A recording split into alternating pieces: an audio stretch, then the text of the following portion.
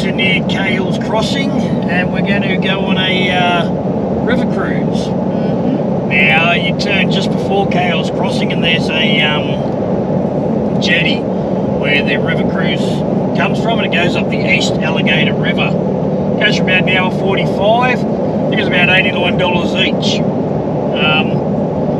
So yeah, it goes I think 4 times a day, 9, 11, 3 and maybe 5, something like that. It's run by Indigenous people. You get a bit of an cultural tour. Hopefully you might see a few crocs on the river, some wildlife, and I don't know what else to expect. Then after that we'll duck into Cahill's Crossing at about 12:30 high tide.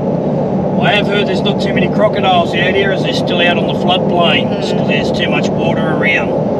I was reading last night best time to visit, and it was saying July, August, September is the best time to see all the crocs up here. There can be up to 400 crocodiles at the crossing. Yeah, because they start to, the floodplains start to dry up over the dry season, and they all kind of head back.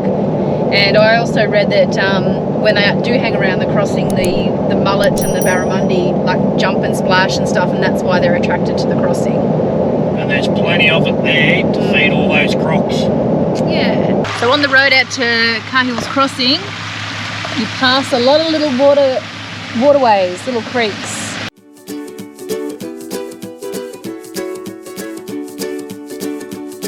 The great yellow sun. So we're at the Gullyumby river cruise, and we're just about to get onto the boat. Guys over there having a fight. The cruise was only $89 I think each, which is reasonably priced. Is it Gullyumby? Gullyumby? Yeah, means paperback raft. Paperback raft? Yeah. Oh, nice. And now you got element vessel. Actually, take the paperback raft name and seal it in the element vessel. Is reflecting in your deep blue eyes. The day has begun. You spin around, you laugh to yourself, and I see. This river, it's like a borderline.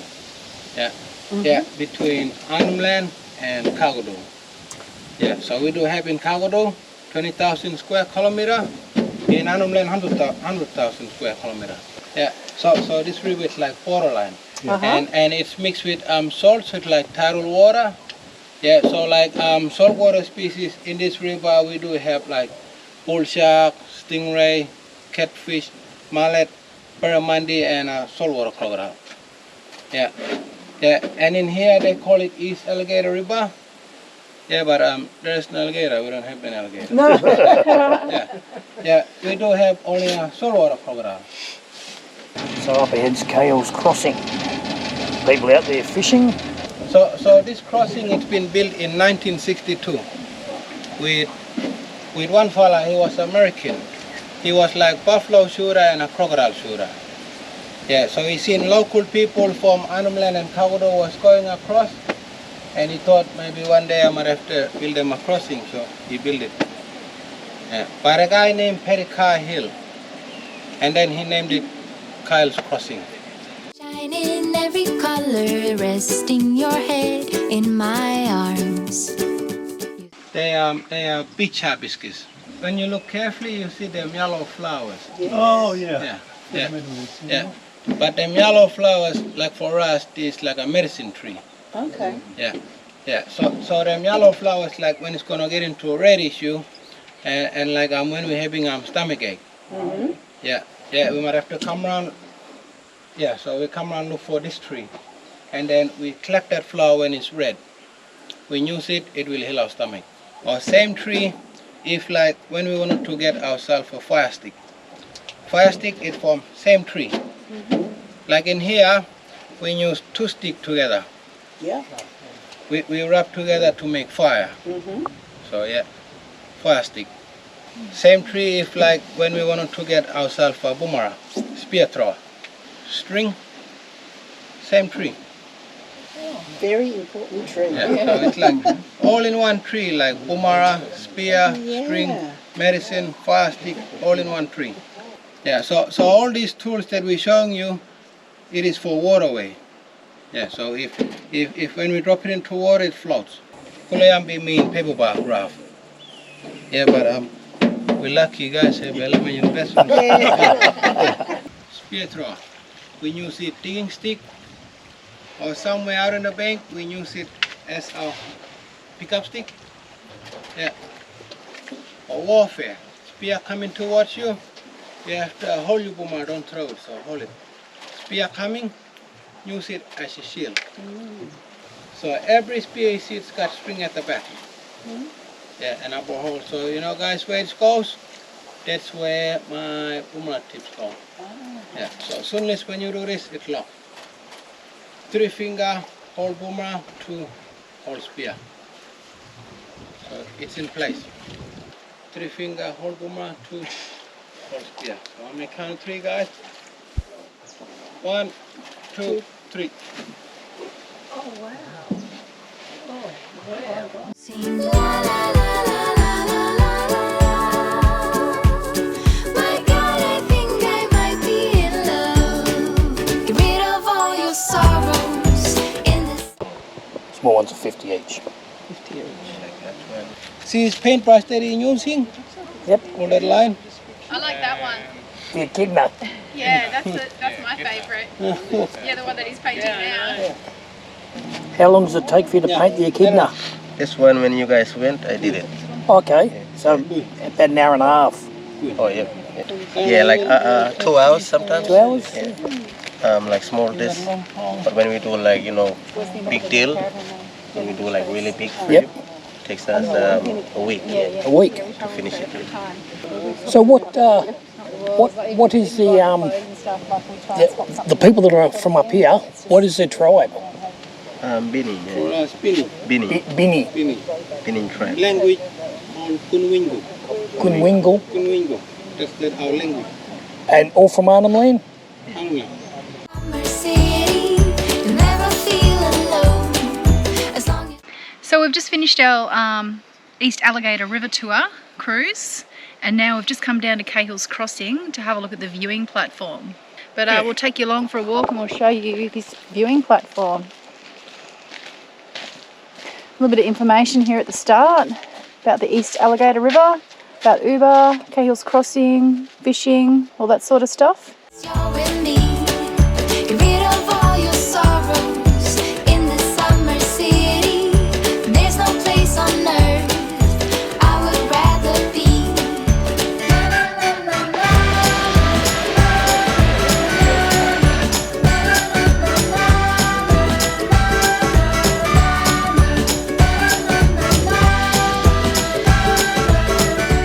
So guys, we just crossed Cahill's Crossing.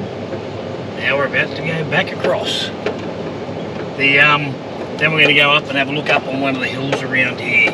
Obviously, to go into Arnhem Land, you need a permit. Yeah, we got one for East Arnhem Land, Yeah, not West. not West Arnhem Land, yeah. Is the flood sign there?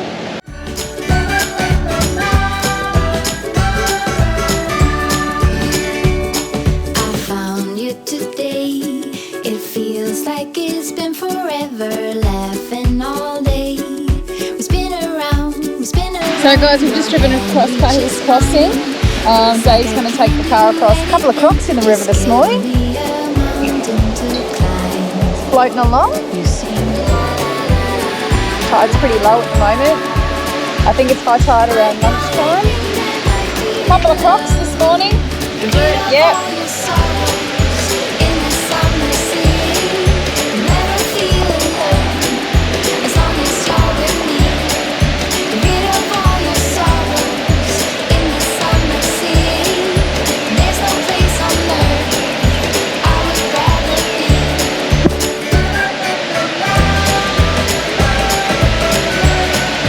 So this morning we've just come over from Cahill's Crossing and we're at the Uber walking track, which has a lot of rock art and a lookout that overlooks the wetlands. If you're doing just the walking track, it is a 1 hour return trip.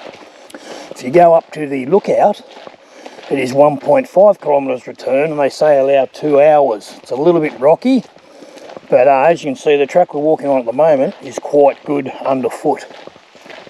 So we've only gone about 100 metres and we found our first bit of rock art. There's a little bit more up there. Looks like some people. But what it's basically saying is these paintings were done by mimics. They are simply paintings, they are not new. Painted a long time ago, they have been painted in red ochre and animal blood. The rock art of a bird tells different stories for Aboriginal people. The paintings tell the story of their country and their culture. Okay, so this particular painting talks about a guy who was coming back with his fish catch, and what happened was, talks about stealing. And Mabu was dragging his catch on a string after a fishing expedition when a greedy person cut the string and stole his fish. That night he waited until the thieves had eaten his fish and were camped inside their caves near the East Alligator River. Then he blocked the cave with a huge rock.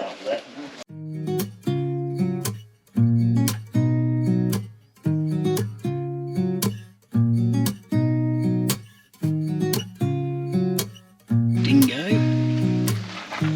Not sure whether you can see him up there on the cliff. Pretty cool. So now we're going to the lookout and the art site. As you can see, there is some climbing to be done.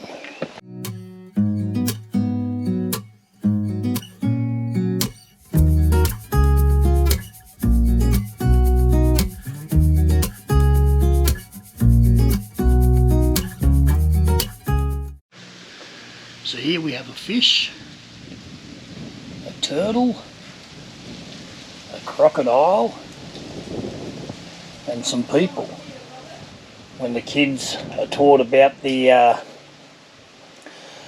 Nemakanji sisters, they learn about the dangers of crocodiles. Apparently the sisters used to change themselves into crocodiles and go down into the water. Alright, I've lost my track.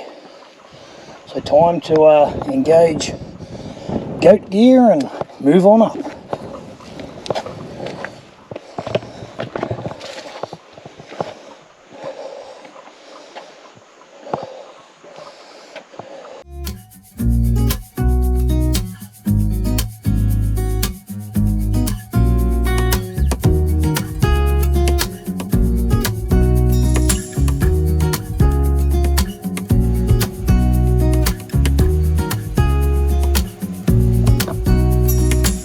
It's time to check my social media and check my followers. Lion King. So that was pretty cool. Now over here there's a rainbow serpent.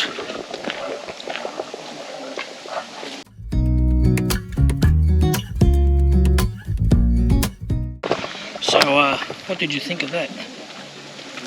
Oh, the view is absolutely stunning. Really, really nice. You get to wake up to that view every morning when you look at me. The view is amazing. It's worth the walk up to the lookout. I don't think it was 1.5 kilometres, unless that's the whole track. I think because it's broken up and you're stopping and you're looking and there's little seats around the place, it doesn't seem it's that far. It probably is. Some of the rock art is pretty amazing. Pretty beautiful. Yeah. But yeah, if you're coming all the way out to Jabiru, to Kakadu National Park, it's only a little bit extra, 30-40 minutes out here. Yeah, well, chances are you're going to come to Cahill's Crossing for a sticky beak, so yeah. It's like 5 minutes from Cahill's Crossing, so you'd be silly not to come and have a look, because there's not a real lot of other stuff to see out here. No. Anyway guys, we'll head on into the information centre and see what they have. And we'll show you what's there, and then we're back to the caravan park for a lazy day and a swim. So guys, we've arrived at the visitor centre here at Kakadu National Park. Open from 8 till 5 every day except Christmas Day. You can't see the building from the car park, so you just park up and follow this little track all the way in. Don't even know what's out here, but it's about 5 k's out of Jabberoo. So guys, come out here to the information centre, check it out. There's a roads and access sign here. It tells you what's open and closed. So the old Jim Road out to the falls is still closed. There's no water at the falls anyway. We just went out to the Uber art site, which was pretty cool. And we just found out that it doesn't open until 8 in the morning, so we're going out for a sunrise. There goes sunrise. I guess someone's happy about that. Secretly. Oh, what's this rock? Oh, it's pretty cool. It's a seasonal calendar rock. This rock represents the traditional seasonal calendar in Kakadu, comprising of 6 seasons.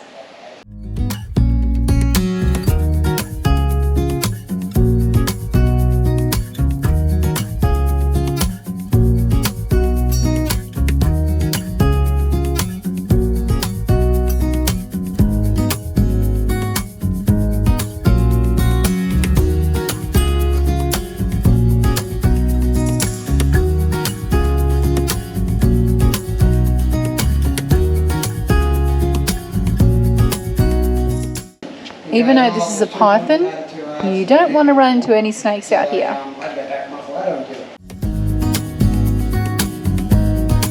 Queenslander! They're invading everywhere.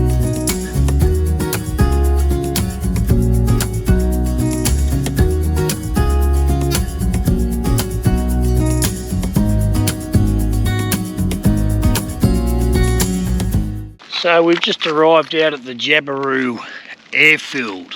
This morning we're going to take a 60-minute helicopter ride out over Kakadu and have a look at some waterfalls and the wetlands and see what is actually out there. But just thought we'd go with the helicopter because it's a better ride than the aeroplanes. You can take the doors off and get some better footage. So we've just pulled up in the car park, and as you can see, there's buses and cars everywhere, and it is only 8:30 in the morning.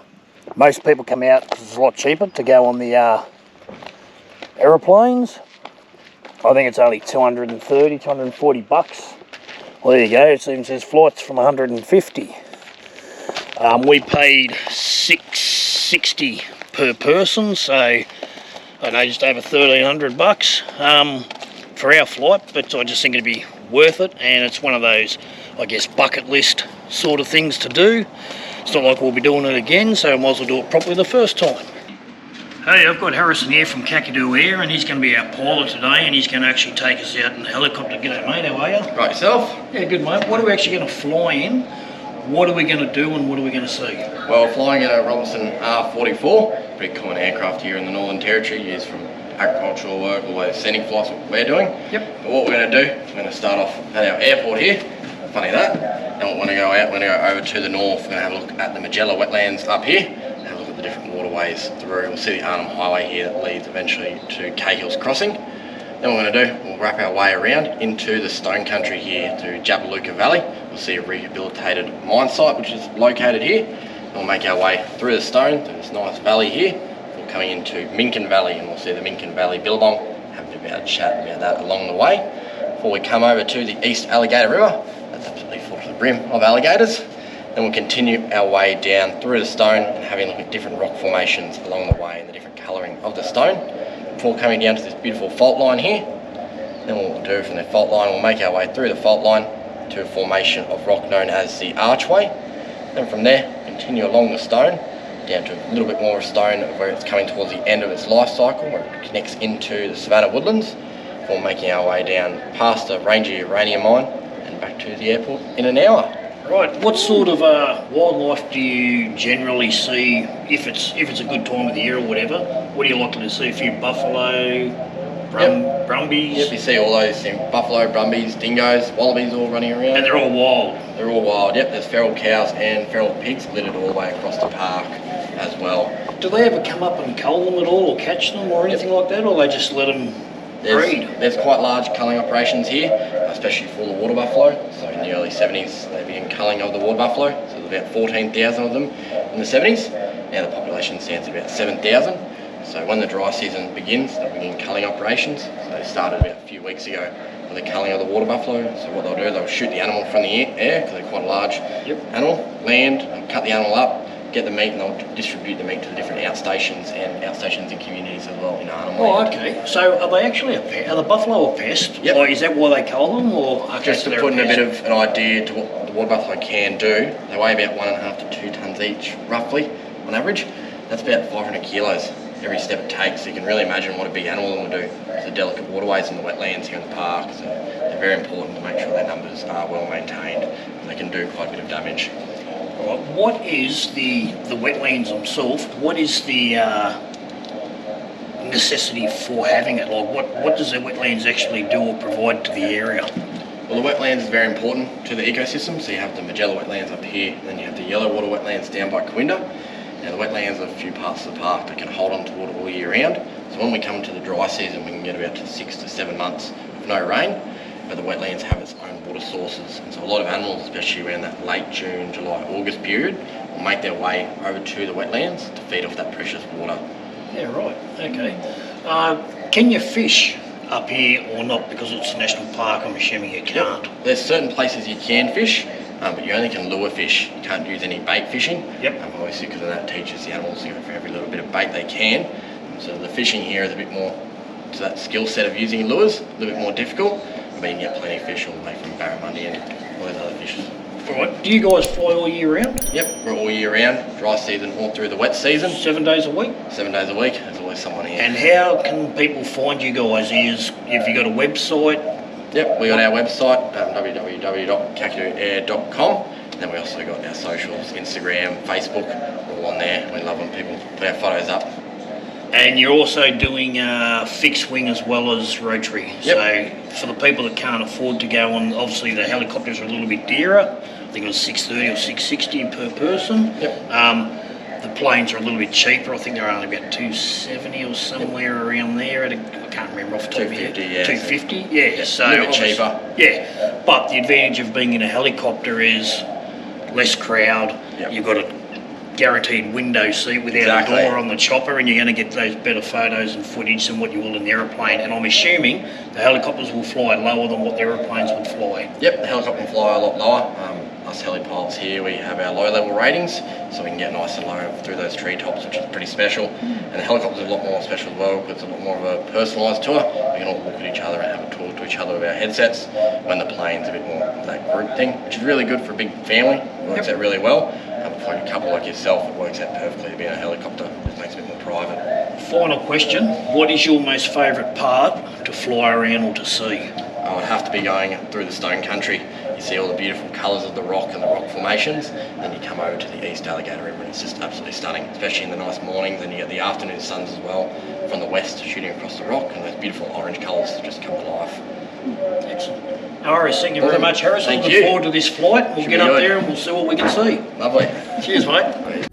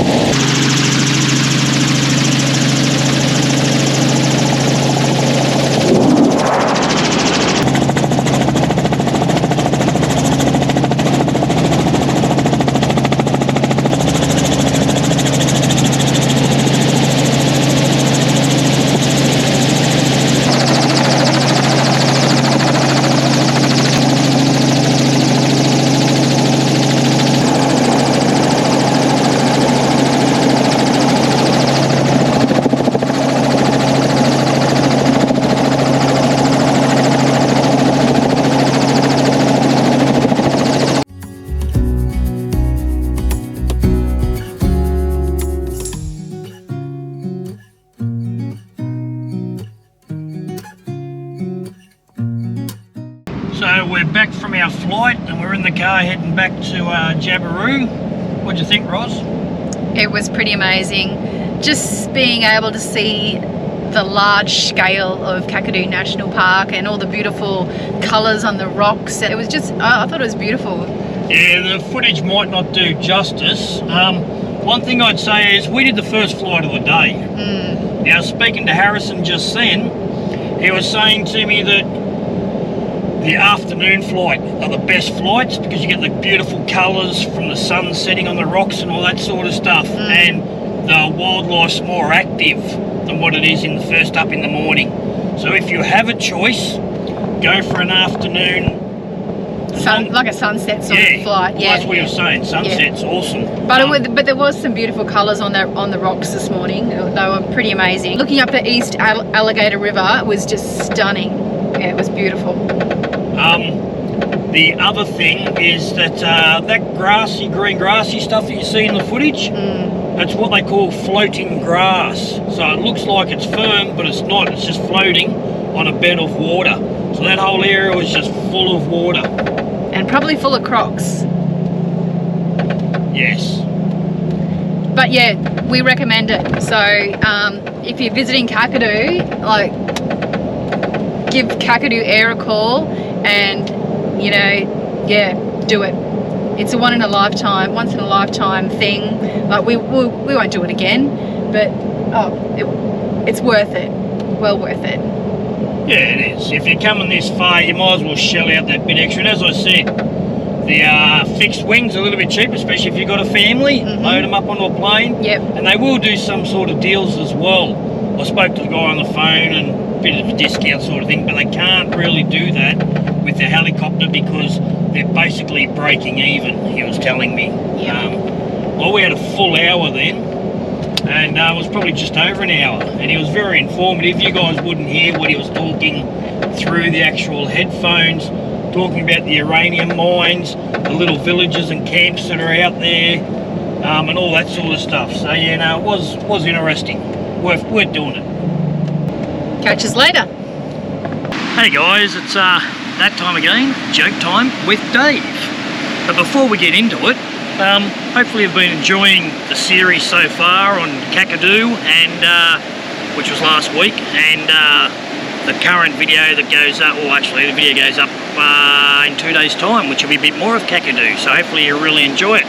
From there we'll take you up to Pine Creek and then out to where we are now, Nullumboy Cove. Anyway, remember last week? Roz decided to leave me out. And a lot of you people write in going, where's the joke, Dave? I watched it all the way to the end, but Sorry. No, she's not. She just did. She's sick and tired of all you people enjoying my jokes. She wants a bit of limelight, and I said, look, it's not about you, it's about me. Anyway, so I'll come up with two for this week, so I'll treat yous. The first one isn't really a joke. It was just something that happened in the caravan the other night. Roz threw a bra on the floor, and I tripped over it. It was a booby trap. Get it? And what do you call a detective? Oh, water's coming up. What do you call a detective that solves crimes accidentally? What? Sherlock Holmes. Get it, Sherlock? Catch us.